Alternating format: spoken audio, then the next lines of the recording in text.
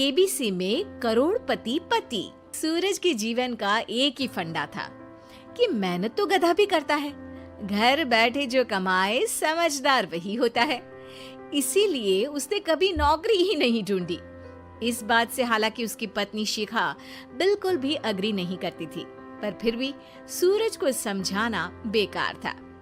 TV में कैसे बनोगे करोड़पति का ऐड देखकर उसे लगा कि बस अब तो घर बैठे ही वो करोड़पति बन सकता है, और उसके पीछे उसने अपने सारे सोर्सेस एक्टिव कर दिए।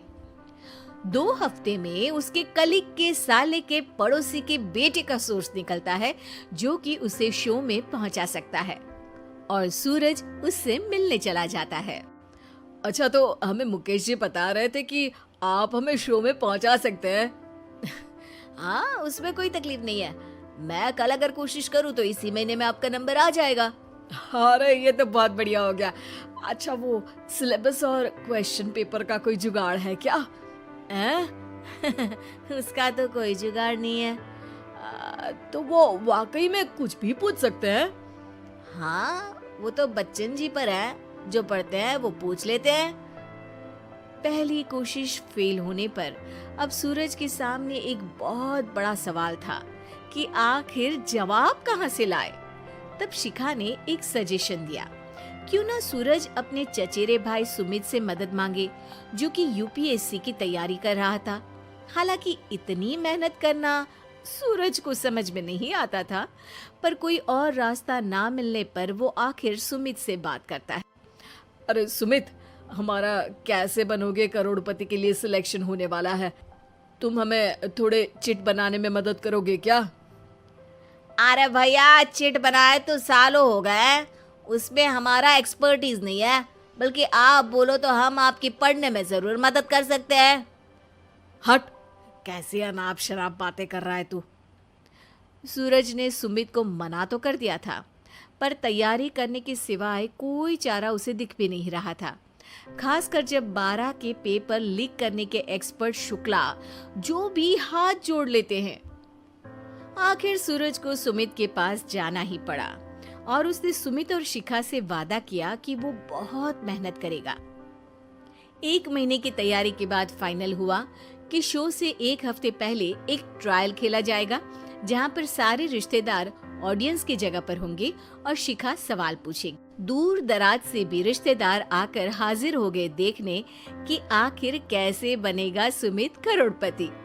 सब कुछ सेट था, और इतने में सूरज आकर अपना स्पीच देता है। ये 1 महीना मेरे लिए आसान नहीं था, पर अपने भाई सुमित और अपनी पत्नी शिखा की मदद से मैं इतनी दूर पहुंच पाया हूँ। मेरे मम्मी पापा के आशीर्वाद ने भी बहुत साथ दिया है मेरा। मैं उम्मीद करता हूँ कि आज के शो में आप लोगों को बहुत मजा आएगा। साक्षी पहला सवाल पूछती है और पूरे कमरे में सन्नाटा छा जाता है। इंडिया में कितने स्टेट्स हैं? 3, सॉलिड, लिक्विड और गैस। अरे रुकिए, तो ऑप्शंस तो देने दीजिए। इतने में 5वीं कक्षा का चिंटू बोल उठता है। अरे क्या मामा, आप तो पहले सवाल पर ही आउट हो गए। अरे बेटा, पहला सवाल तो ट्रायल होता है ना। अरे तुम अब देखना। देखने जैसी बात तो थी ही। सूरज को इतना शांत किसी ने नहीं देखा था। कभी कभी तो लगता था मानो सूरज आंख खोलकर ही सो गया हो। मामा जल्दी करो प्लीज, कल सुबह पनवेल भी तो निकलना है। अरे हट, कंसंट्रेट करने दे मुझे। 3 सवाल में 3 लाइफलाइन खत्म हो चुकी थी, और अब चौथे सवाल पर भी सूरज का मौन नहीं टूटा। पर सूरज अभी भी हार मानने को तैयार नहीं था। उधर हर कोई सूरज को छोड़ सुमित को देख रहे थे। आखिर सुमित ने ही तो पढ़ाया था सूरज को। गजब बेइज्जती है यार। अरे बेटा, तो बाप का, दादा का, भाई का, सबका नाम बुड़वाएगा। अरे 3 लाइफलाइन ले ली तो भी तेरा कुछ नहीं होना है। अरे कोई इतनी बात करता है क्या शो पर? अरे बेटा, शो पर तेरे जैसे भी तो नहीं आते ना। सूरज की ये जंग आखिर 1 घंटे बाद 5वें सवाल पर खत्म हो गई, जब उसने इंडिया के नेशनल बर्ड का नाम कहा, कौवा। अरे बेटा, मजा तो बहुत आया, बस थोड़ा टाइम पर खत्म होता तो आनंद भी आ जाता। ताने बारिश के बूंदों की तरह बरस रहे थे और सूरज को भी समझ आ रहा था कि ये करोड़पति बनना शायद उसके बस के बाहर की बात है।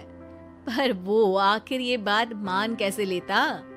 वो सख्त लौंडा जो ठहरा, उसने सोचा कि बेइज्जती तो हो ही चुकी है, पर अगर मैं हार नहीं मानूं तो शायद कुछ हो सकता है।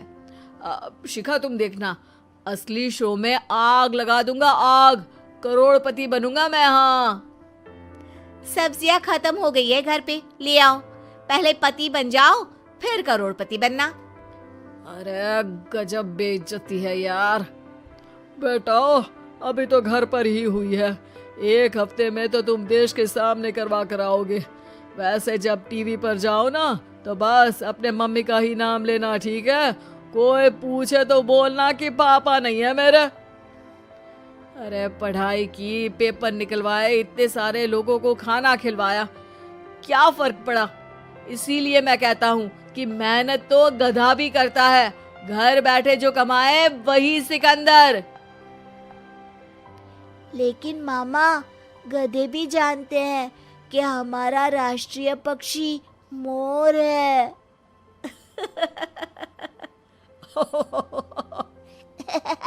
ऐसे ही मजेदार वीडियो को देखने के लिए हमारे चैनल को लाइक करें, सब्सक्राइब करें, ज़्यादा से ज़्यादा शेयर करें।